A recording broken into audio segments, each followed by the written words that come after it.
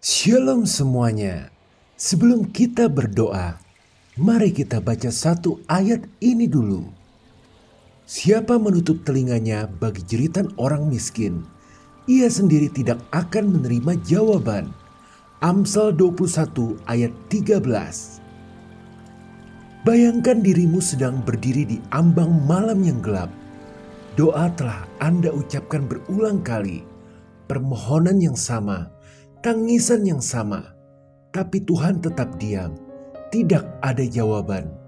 Tidak ada tanda. Hanya keheningan yang terasa seperti tembok penghalang.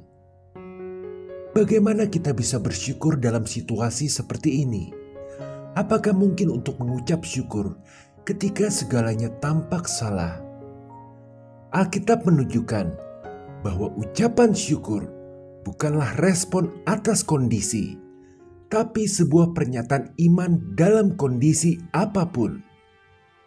Namun, sebelum kita bisa sampai ke sana, Alkitab juga mengingatkan kita tentang sebuah prinsip rohani yang sering kita lewatkan. Hubungan kita dengan sesama dapat mempengaruhi cara kita mengalami jawaban doa. Bukan berarti Tuhan tidak mendengar. Tuhan selalu mendengar. Tapi terkadang hati kita sedang dalam proses pembentukan. Dan ayat Amsal tadi mengajarkan bahwa sikap kita terhadap orang lain, terutama mereka yang lebih lemah, bisa menjadi jembatan atau malah penghalang dalam komunikasi kita dengan Tuhan. Kita mungkin sekarang merasa bahwa doa kita tidak terjawab karena Tuhan belum waktunya menjawab. Tapi mungkin juga Tuhan sedang mengajak kita melihat cermin rohani. Apakah kita peka pada suara orang dekat kita yang tersingkir? Apakah kita peduli pada yang terabaikan? Apakah hati kita masih memiliki ruang untuk belas kasihan? Keheningan Tuhan bukanlah penolakan, tapi undangan untuk bertobat, tumbuh, dan menyelaraskan hati kita lebih dalam lagi dengan kerajaan-Nya. Sekarang, mari kita satukan hati. Mari kita mengucap syukur, bukan karena semuanya baik, tapi karena Tuhan tetap baik. Ini adalah doa ucapan syukur dari hati yang sedang belajar percaya.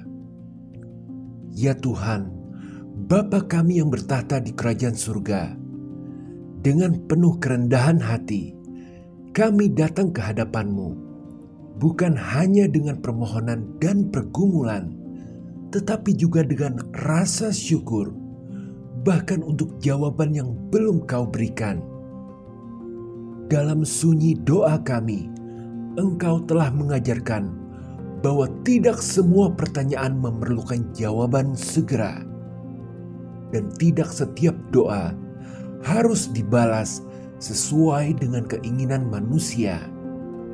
Karena Engkau adalah Allah yang merancang jalan yang tak pernah kami bayangkan. Seperti langit menjulang tinggi di atas bumi, demikianlah jalan-Mu melampaui jalan kami. Rencana-Mu menyentuh waktu kekal, sedang kami hidup dalam detak jam yang singkat. Betapa besar kemurahan-Mu ya Tuhan, yang kadang memilih diam bukan karena tidak mendengar, melainkan karena kasih-Mu yang lebih besar dari segala yang dapat kami pahami. Ketika doa-doa kami menggantung di udara seperti asap dupa yang naik perlahan, Engkau tetap duduk di tahta-Mu, menenun kisah kami dalam kain besar rencana keselamatan. Kami ingat Ayub yang bertanya tanpa henti dalam badai hidupnya. Namun Engkau tidak memberinya jawaban langsung, melainkan membalutnya dengan misteri penciptaan-Mu. Di manakah Engkau ketika aku meletakkan dasar bumi? Dan dalam pertanyaan-pertanyaan itu, Ayub menemukan jawabannya.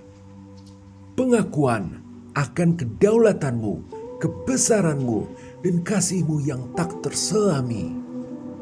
Maka kami bersyukur hari ini untuk jawaban yang masih terbungkus kabut iman.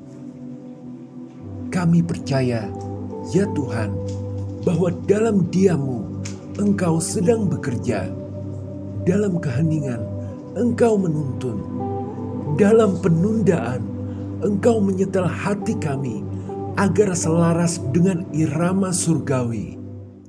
Kami bersyukur karena Engkau bukan hanya Allah yang menjawab doa, tetapi juga Allah yang membentuk doa itu sendiri di dalam kami. Memurnikan hasrat kami, mengangkat mata kami dari harapan-harapan sementara menuju maksud-Mu yang sempurna. Oleh karena itu juga kami bersyukur, ya Tuhan, atas penderitaan yang Kau izinkan. Bukan karena kami mencari sakit atau menginginkan luka, tetapi karena Engkau telah menunjukkan bahwa bahkan di tengah badai Engkau tidak jauh, justru Engkau lebih dekat dari sebelumnya. Seperti Ayub yang duduk di abu, namun tetap memilih untuk sujud menyembah. Kami belajar bahwa penyembahan bukanlah respon terhadap kemakmuran semata, melainkan pengakuan akan kedaulatan-Mu. Dengan telanjang aku lahir, dengan telanjang juga aku pulang, katanya.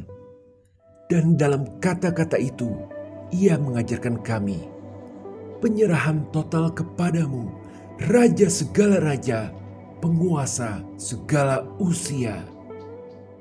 Betapa besar hikmat-Mu, ya Tuhan, yang menggunakan kesengsaraan sebagai guru rohani, bukan musuh yang harus ditolak, tetapi mentor yang membimbing kami lebih dalam ke dalam firman-Mu.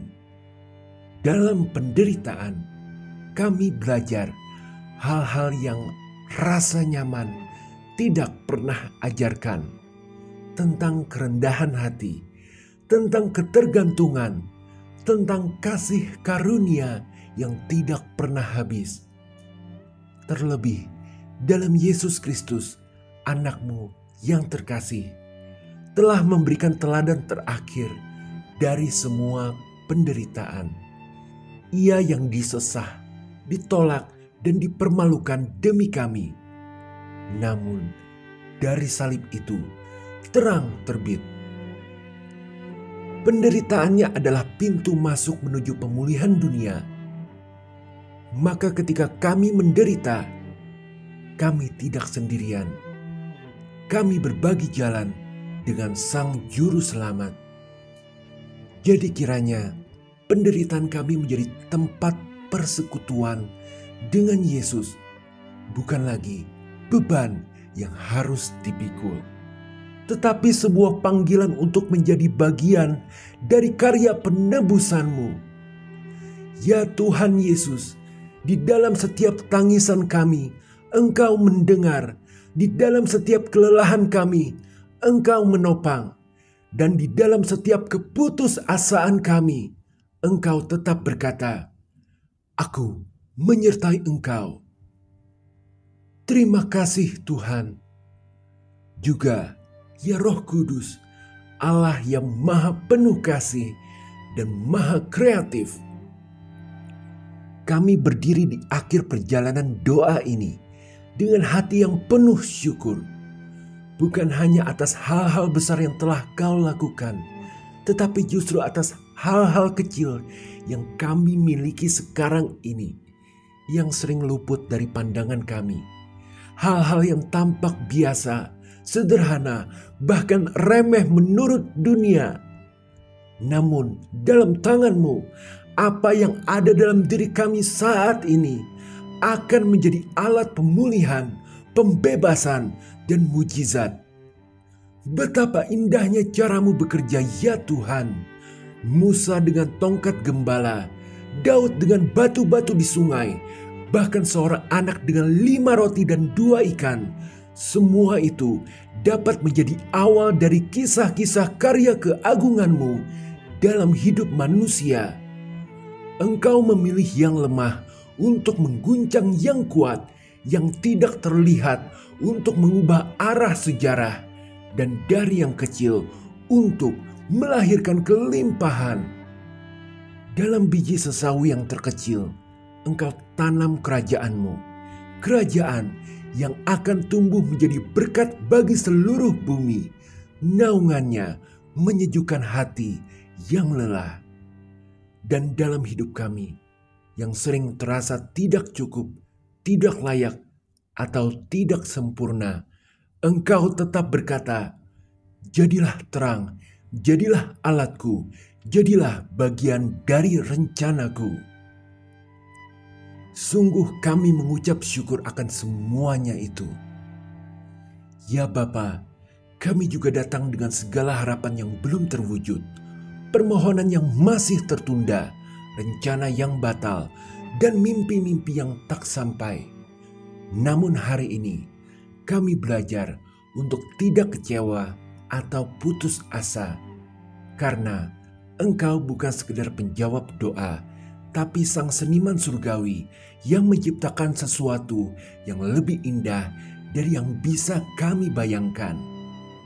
Seperti para murid yang gagal mengenali Mesias mereka, namun akhirnya menyaksikan kebangkitan yang mengubah dunia. Kami percaya bahwa apapun yang belum Kau kabulkan, sedang Kau ubah menjadi sesuatu yang lebih besar daripada permintaan kami. Rancangan-Mu bukanlah rancangan kami, demikianlah firman-Mu. Dan dalam setiap penantian, setiap ketidakpastian, setiap kekecewaan, kami percaya bahwa Engkau sedang menyetel hati kami agar selaras dengan musik kemuliaan-Mu. Amin ya Tuhan. Terimalah ucapan syukur kami ini. Biarkanlah iman kami tetap tegak, karena Engkau adalah Allah yang tidak pernah gagal berkarya, baik dalam keheningan maupun dalam ledakan kemuliaan.